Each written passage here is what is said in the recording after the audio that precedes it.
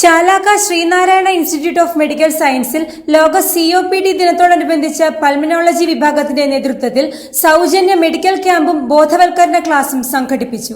Chalakka Sreenarayana institute of medical സയൻസിൽ pulmonology വിഭാഗത്തിന്റെ നേതൃത്വത്തിൽ COPD ദിനം ആചരിച്ചു. COPD ദിനത്തിന്റെ ഭാഗമായി സൗജന്യ മെഡിക്കൽ ക്യാമ്പും ബോധവൽക്കരണ ക്ലാസും സംഘടിപ്പിച്ചു.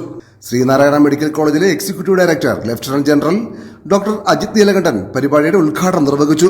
100ഓളം പേരാണ് ക്യാമ്പിൽ പങ്കെടുത്തത്. ക്യാമ്പിൽ പങ്കെടുത്തവർക്ക് സൗജന്യ PFT ടെസ്റ്റും മരുന്നുകളും വിതരണം ചെയ്തു.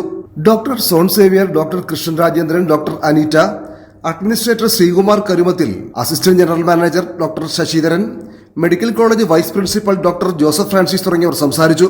പൾമനോളജി വിഭാഗം മേധാവി ഡോക്ടർ ഹേമലത ക്ലാസ് നയിച്ചു.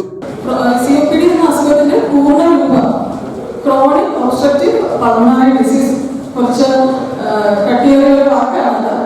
അതിന്റെ അർത്ഥം എന്ന് പറയുന്നത് ക്രോണിക് ദീർഘകാലം നീണ്ടു നിൽക്കുന്ന ഒരു ശ്വാസതടസ്സം ഉണ്ടാക്കുന്ന ഒരു രോഗമാണ്, ശ്വാസകോശത്തിന്റെ ഒരു അസുഖമാണ്.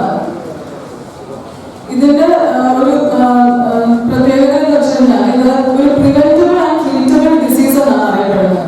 അതായത് ഇത് നമുക്ക് ഒഴിവാക്കാൻ പറ്റുന്ന അല്ലെങ്കിൽ ഇത് പ്രതിരോധിക്കാൻ സാധിച്ചേക്കാവുന്ന ഒരു അസുഖമാണ്. ആക്ച്വലി ഇതിനെപ്പറ്റി അധികം അവർക്ക് അറിയില്ല എന്നുള്ളത്. അപ്പൊ ഇത് നമുക്ക് ഒഴിവാക്കുന്നത് തന്നെയാണ് എപ്പോഴും ഏറ്റവും നല്ലത്.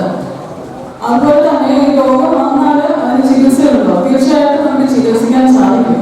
പക്ഷെ ഇത് പൂർണ്ണമായും വിട്ടുമാറാൻ പ്രയാസകരമാണ്. അതുകൊണ്ട് എപ്പോഴും രോഗം വരാതിരിക്കാൻ ശ്രദ്ധിക്കുക എന്നുള്ളതാണ് നമ്മുടെ ഏറ്റവും പ്രധാനപ്പെട്ട ലക്ഷ്യം.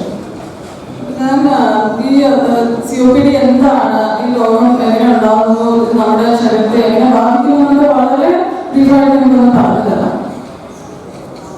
നമ്മുടെ റെസ്പിറേറ്ററി സിസ്റ്റം അല്ലെങ്കിൽ നമ്മുടെ ശ്വസന വ്യവസ്ഥ എന്ന് പറയുന്നതാണ് കാണുന്നത്. അത് നമ്മുടെ അപ്പർ റെസ്പിറേറ്ററി ട്രാക്ട്, അതായത് നമ്മുടെ തൊണ്ട മുതൽ നമ്മുടെ ശ്വസനപേടകം വരെയുള്ള ഭാഗം, അതിനുശേഷം നമ്മുടെ ശ്വാസനാളങ്ങളും പിന്നെ നമ്മുടെ ശ്വാസകോശവും, ഇതെല്ലാം